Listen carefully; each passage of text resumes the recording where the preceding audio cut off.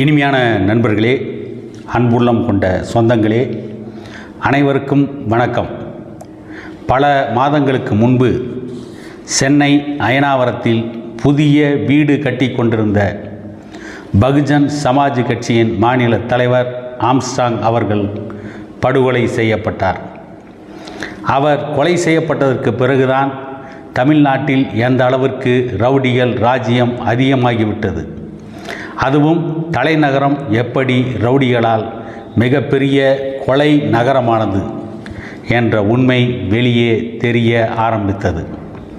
அந்த அளவிற்கு தமிழகத்தின் தலைநகரம் சென்னை கிட்டத்தட்ட மும்பை மாநகரம் எப்படி தாதாக்களின் பிடியில் இருக்கிறதோ அதைப்போல தலைநகரம் சென்னையும் மாபியா கும்பலின் பிடியில் வந்துவிட்டதா என்று அனைவரும் அச்சப்படுகின்ற அளவிற்கு இருந்தது.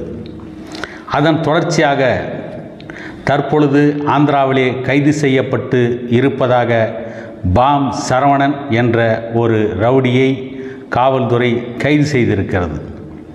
அவர் காவல்துறையிடமிருந்து தப்பி செல்கின்ற பொழுது துப்பாக்கிச்சூடு நடத்தப்பட்டு அதற்கு பிறகு கைது செய்யப்பட்டார் என்றெல்லாம் செய்தி வந்திருக்கிறது.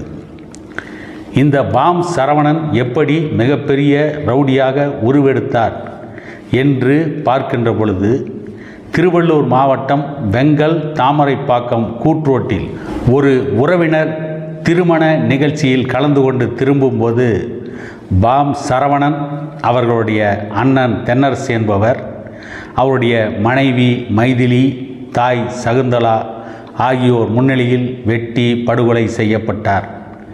தென்னரசுவின் தம்பி பாம் சரவணன் தனது அண்ணன் கொலைக்கு பழிவாங்க அடுத்தடுத்து பல கொலை சம்பவங்களை நிகழ்த்தியுள்ளார். அந்த வகையில் ஆற்காடு சுரேஷ் கொலையிலும் பாம் சரவணன் ஆதரவாளர்கள் ஈடுபட்டதும் தெரிய வந்திருப்பதாக காவல்துறை குறிப்பிடுகிறது. இதனை அடுத்துத்தான் ஆற்காடு சுரேஷ் கொலைக்கு பழிவாங்கும் வகையில் பகுஜன் சமாஜ் கட்சியின் தமிழ்நாடு தலைவர் ஆம்ஸ்ட்ராங் கடந்த ஜூலை 5ஆம் தேதி அயனாவரம் அருகே புதிதாக கட்டி வரும் வீட்டிற்கு அருகே நின்று கொண்டிருந்த பொழுது 6 பேர் கொண்ட மர்ம கும்பலால் கொடூரமாக கொலை செய்யப்பட்டார்.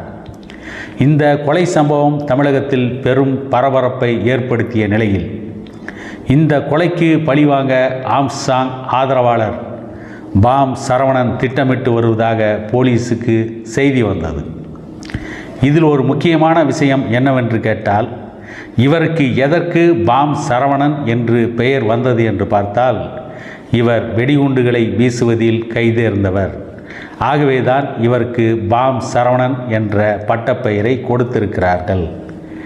இந்த நிலையில் ஆந்திரா அருகே பாம் சரவணன் தலைமறைவாக இருப்பதாக வந்த தகவலை அடுத்து தனிப்படை போலீசார் பாம் சரவணனை கைது செய்திருக்கிறார்கள்.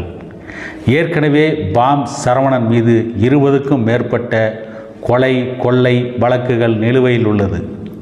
இந்த நிலையில்தான் ஆந்திரா மாநிலம் சித்தூர் அருகே வரதப்பாளையம் பகுதியில் தலைமறைவாக இருந்த பாம் சரவணனை சென்னையிலிருந்து சென்ற தனிப்படை போலீசார் கைது செய்தார்கள்.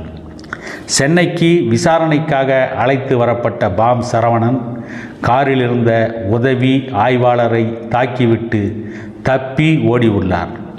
இதனை அடுத்து போலீசார் பாம் சரவணனை காலில் சுட்டு அவரை கைது செய்தார்கள்.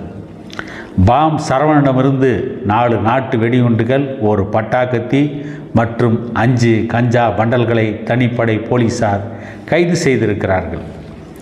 இந்த பாம் சரவணன் போன்ற பல தாதாக்கள் சென்னை மாநகரத்தை இன்றைக்கும் ஆட்டி படைத்து கொண்டு இருக்கிறார்கள் என்பதுதான் மறுக்க முடியாத நிதர்சனமான உண்மை.